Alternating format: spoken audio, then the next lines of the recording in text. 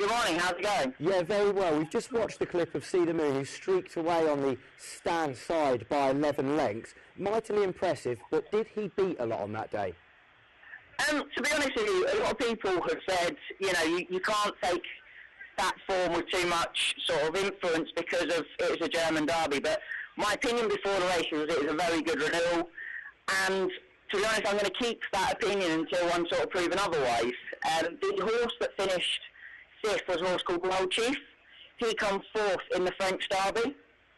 So, I mean, assuming that he's run somewhere near the level he ran in the French derby, then what See the Moon has done there is very, very special. The horse in second, who we'll talk about in more detail, Lucky Lion, won the German 2000 Guineas.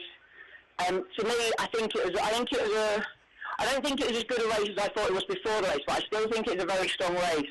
And I think it could just prove to be that See the Moon is exceptional. That's my view anyway. 11 lengths is no mean feat, Ryan. Two questions really that I'd like to maybe get your answer in a nutshell. If See the Moon was racing in the King George today, would he have a chance? And secondly, does he have a big claim for the Arc?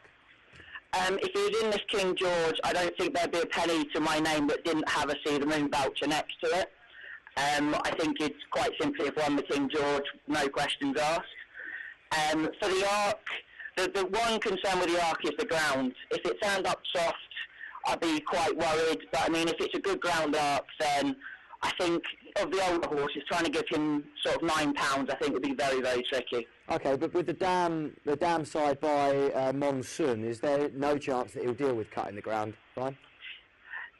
Well, I mean, there is a chance he'd deal with it, but I think he's got such a nice action that he really, really does complement good ground. And, See the Moon so far, See the Stars so far, his produce have shown a real liking for quick ground. I'm not saying he wouldn't go on softer ground, but I think he wouldn't be as good as he would be on better ground, would be my sort of angle on that. But I mean, the dam side, she was unraced, but she is a full sister to likes of Chaparelli, sort of Salmon, and a really nice horse called Ellie Danzig. Yes. The breeding really, Ryan, is quite exceptional. And Gustav Stud have done really wonders to bring this colt around, and I must say, it does look a good thing for the Arc. You do think it is a good thing for the Arc if the ground's good, then, yes? Personally, yes. I just can't imagine a horse being able to give him £9. That's my simple view. Okay, and obviously See the Moon, the one that was behind See the Moon, 11 lengths in front, was Lucky Lion, which runs in Sunday's Group 1 in Lucky Lion runs in the Group 1 at Munich, 1 mile 2, Ryan. Of course, Noble Mission does as well. He looks head and shoulders above the rest, but can you enlighten us on some of those German runners? Yeah, to be honest, actually, Lucky Lion is a horse I quite like. Before he ran in the Derby, I thought he had absolutely no chance of staying the trip. It turns out I think he did get home well enough. And he has been known to be a little bit headstrong, but he seems to be a lot better in the Derby. So hopefully that sort of a tendency is going out of. If there was a sort of conditions that I'd run him in, I would love to have him over 10 furlongs on decent ground, which looks likely to be what he'll get on Sunday at Munich. So, to be honest with you, I actually quite like Lucky Lion. I think he's a very good horse. And this is by no means a Disney to Noble Mission. I think Lucky Lion will certainly be one that will be pressing him. He travels very nicely through his races, and he's got a really good sort of cruising speed, and he's able to quicken off of that. So, I mean, if he's able to stay within distance of Noble Mission, as we've seen sort of in the Curragh and stuff like that, Noble Mission does tend to get a little bit lazy and a little bit sort of, he wanders a bit in the closing stages. And if Lucky Lion's close enough, there's no way that Noble Mission will get away with doing that. Okay, and what about the Hamburg Trophy with Andre de Vries on board, Bermuda Reef? Yes, it's a horse that the Shogun team have always thought an awful lot of. And to be honest, as a 3-year-old, it never showed anywhere near the ability they thought he had. So far this year, it's won 3 starts. It started off in quite a lowly race at Baden-Baden, but he's progressed when listed in the Group 3. He's got an exceptional pedigree.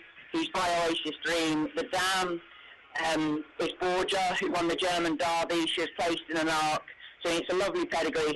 He's a bit of a lazy horse. He travels really nicely through his races. He hits the front and then he sort of stops almost. So he's one of them. I don't think we'll know how good he is this season until he gets beat.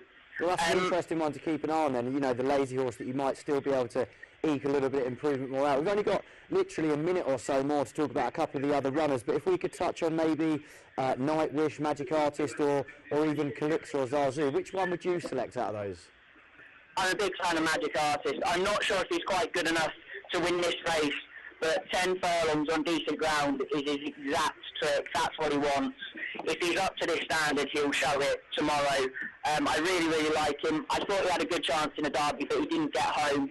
So fingers crossed, over 10 furlongs, he'll be able to show how good he really is. Okay, and looking in the future, of course, we've mentioned See the Moon most likely coming to try his hand at the Prix d'Arc de Triomphe. But how about other German raiders coming over to the UK this season?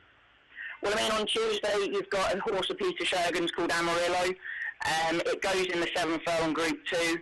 I mean, last time out in England at Haydock, it finished out the back of the TV. Circumstances just did not go its way that day. It has won since at Hamburg in a Group 3. I think it's actually very decent. It'll be overpriced, and it's a horse that I'll be very much intending on having a bet on. I think he could quite easily make all.